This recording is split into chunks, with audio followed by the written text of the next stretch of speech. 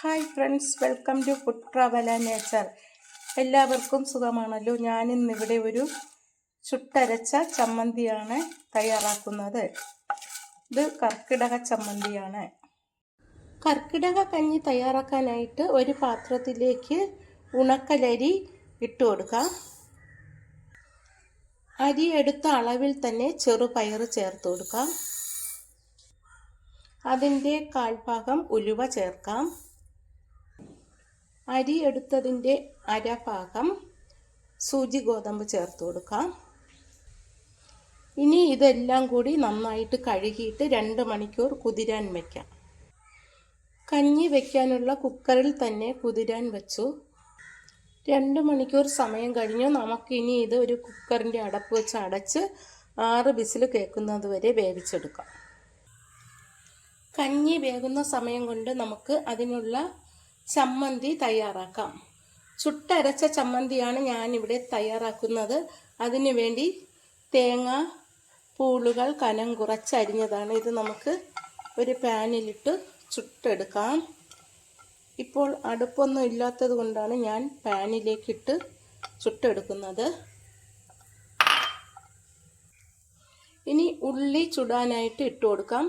തീരെ ചെറിയ ഉള്ളിയാണ് ഞാനിവിടെ എടുത്തിരിക്കുന്നത്. വലിയ ഉള്ളിയാണെങ്കിൽ 2ആയിട്ട് മുറിച്ചിട്ടാൽ മതിയാകും. ഇതിലേക്കിനി കാന്താരി മുളകാണ് ഞാൻ ചേർത്ത് കൊടുക്കുന്നത്. കാന്താരി മുളകും ചുട്ടെടുക്കാം. ഇനി പുളി കൂടി ചേർത്ത് കൊടുക്കാം. പുളി ആവശ്യത്തിന് ഇട്ടാൽ മതിയാകും. കുറച്ച് പുളിയാണ് ഞാനിവിടെ ചേർത്തിരിക്കുന്നത്. ഇതെല്ലാം ഒന്ന് ചുട്ടെടുക്കാം. ഇടയ്ക്കിടയ്ക്കൊന്ന് ഇളക്കി കൊടുക്കണം, എന്നാലേ എല്ലാ വശവും വെന്ത് കിട്ടത്തുള്ളൂ. ഇതിലേക്ക് 2 അല്ലി വെളുത്തുള്ളി കൂടി ചേർത്ത് കൊടുക്കാം. ഞാനത് ചേർക്കാൻ മറന്നുപോയി.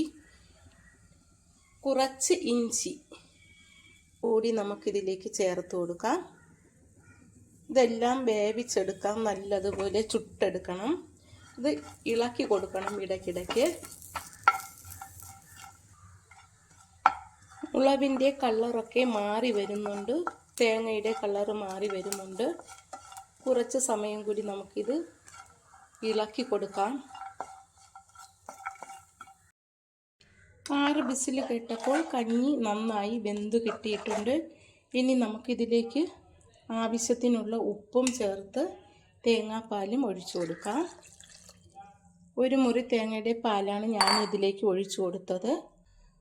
ഉപ്പ് ഇഷ്ടമില്ലാത്തവർക്ക് കരിപ്പട്ടിയോ ശർക്കരയോ ചേർത്താൽ മതിയാകും. ഞാൻ തയ്യാറാക്കിയ ഈ കർക്കിടക കഞ്ഞിയും ചുട്ടരച്ച ചമ്മന്തിയും ഇഷ്ടമായെങ്കിൽ ആദ്യമായി കാണുന്നവരെല്ലാം എൻ്റെ ചാനൽ സബ്സ്ക്രൈബ് ചെയ്യണം, സപ്പോർട്ട് ചെയ്യണം. Thank you.